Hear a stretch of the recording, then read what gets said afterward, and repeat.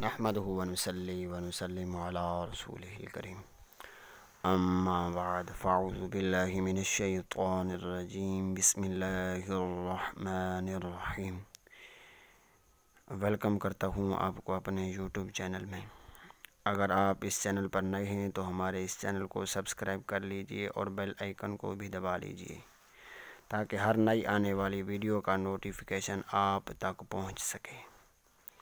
تو آج کا جو ہمارا سبق ہے وہ مدنی قاعدہ کا سبق نمبر 5 ہے۔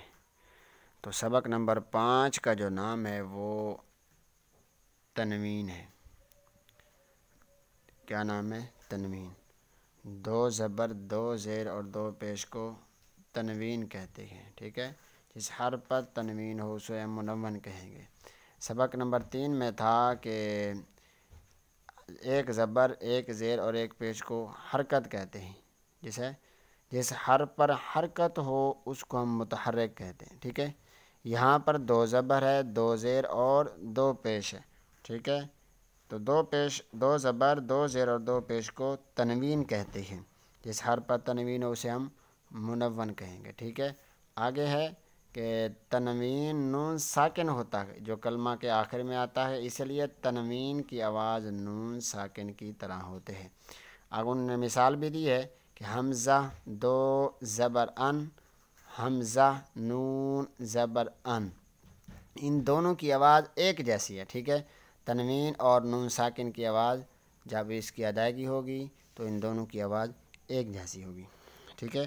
آگے انہوں نے تنوین کے حجے سمجھائے ہیں کہ تنوین کے حجے اس طرح کیے جائیں کہ میم 2 زبر من، میم 2 زیر من، میم 2 پیش من، ٹھیک ہے۔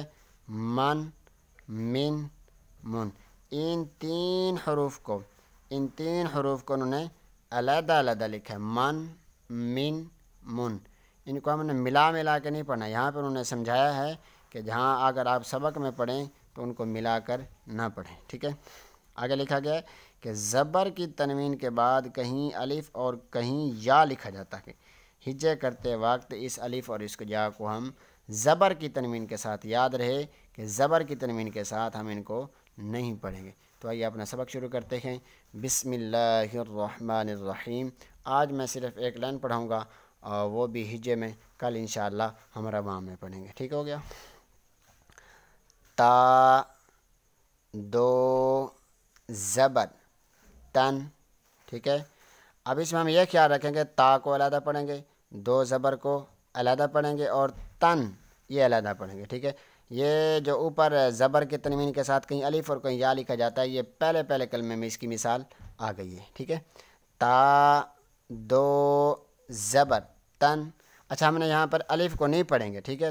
زبر کی تنوین کے ساتھ کہیں الف اور کہیں یا لکھا جاتا ہے تو ہم الف کو بالکل نہیں پڑھیں گے ہجے کرتے وقت۔ آگے ہے تا 2 زیر 3، تا 2 پیش تن، تن 3 تن۔ ان 3 حروف کو روانگی میں ہم علیحدہ علیحدہ پڑھیں گے، ٹھیک ہے۔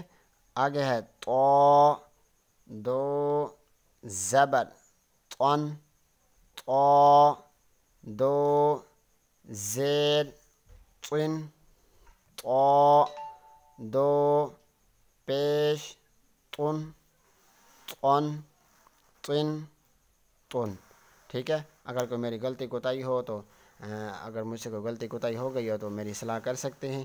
اللہ پاک سے دعا ہے کہ ہمیں قرآن پاک پر عمل کرنے اور خوب صحیح طریقے سے پڑھنے کی توفیق عطا فرمائے۔ آمین بجاہ النبی الامین۔